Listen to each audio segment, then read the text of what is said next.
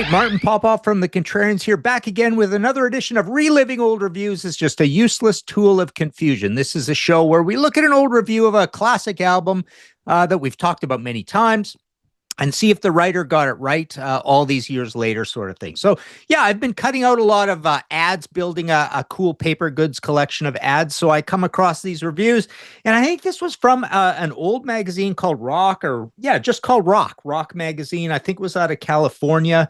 It was generally all things 1983, 1984, I suppose. But they've got a section called Vinyl Exam. And our first album we're going to look at here, the album we're going to look at here is AC/DC Flick of the Switch. And in the Vinyl Exam section, they gave it a B. And let's see what they say here and if they get it right. This is a review by Stu Simone. Okay. When Scottish screamer Brian Johnson joined AC/DC after original singer Bon Scott's shocking death via alcohol OD, the Australian power rockers seemed unstoppable. Every album from their first high voltage release on had been better than the one before it, and AC/DC came back from the grave stronger than ever with Back in Black. It's all pretty much true. We know there's a little more involved with his death. There's always been talk of heroin involved in this, and oh yeah, just the gruesome scene of him being kind of lodged down in the gear section there, and where he essentially, it was a asphyxiation kind of thing. But yes, high voltage got that right in terms of this being the first U.S. release. Obviously, it's different from the other high voltage. Okay, unfortunately, since then, it seems as though someone has pulled AC/DC's creative plug. Aside from the title track, For Those About to Rock, had about as much energy as a dead battery.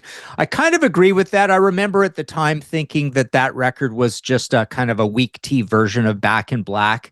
Never liked the production of it. Didn't like the album cover on it. Loved Back in Black. It was great. I still think Highway to Hell is probably my favorite AC/DC album at this point.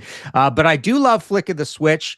But yes, the writer here, Stu, gets it right that really the main track that lived on from that album is the Slow to Burn title track, right?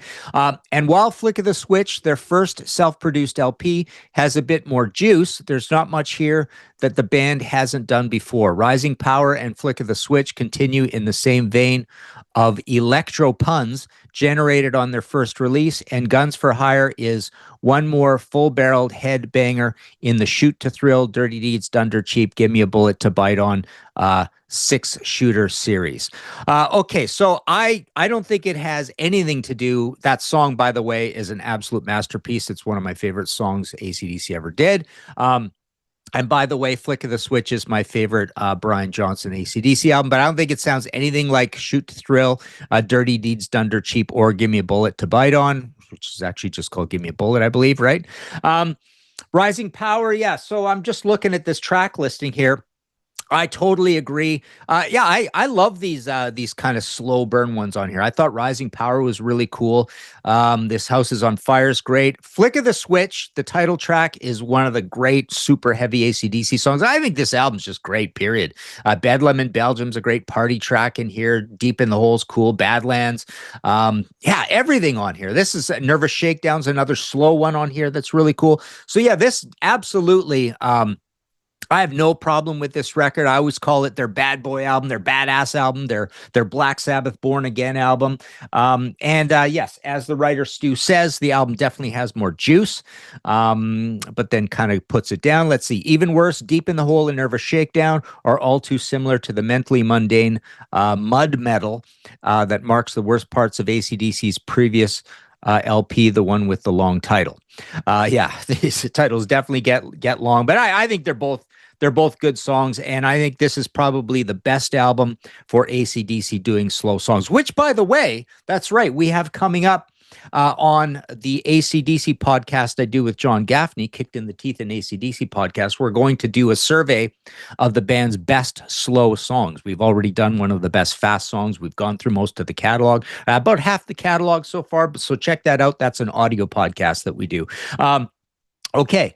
The two things that always made AC/DC a top act where it's wonderfully vile but witty lyrics. Who could ever forget Big Balls or A Touch Too Much? And it's raw energy. Flick of the switch turns some of the power back on, but most of the album suffers from a power shortage in the songwriting department. Maybe AC/DC needs some high voltage shock therapy. So there you go. That's pretty much the consensus out there. The reviewers were not kind to this album. The fans were not kind to it. I don't know why. I think it's an absolute masterpiece. I love it more than Back in Black even. But it didn't sell that well. I mean, they just kept going down, down, down. And then after this, there's a bit of a resurgence with the Who Made Who song from that Hodgepodge album. But Fly in the Wall, even worse received. Blow Up Your Video, even worse received. And then they have the massive comeback with The Razor's Edge, and that's a big hit album for them coming back on 1990. So yeah, so it's a typical review that kind of runs this consensus that the album wasn't very good. Gave it a B, but I think it's an absolute A. So there you go. Reliving old reviews is a useless tool of confusion. Let us know what you think in the comments of this review or my review of this review. We've got a Patreon situation. We've got merch and all that stuff. Like and subscribe. I always forget to hit the like button, but I'm going to do that once it comes out. Yeah, so there you go. AC/DC, flick of the switch.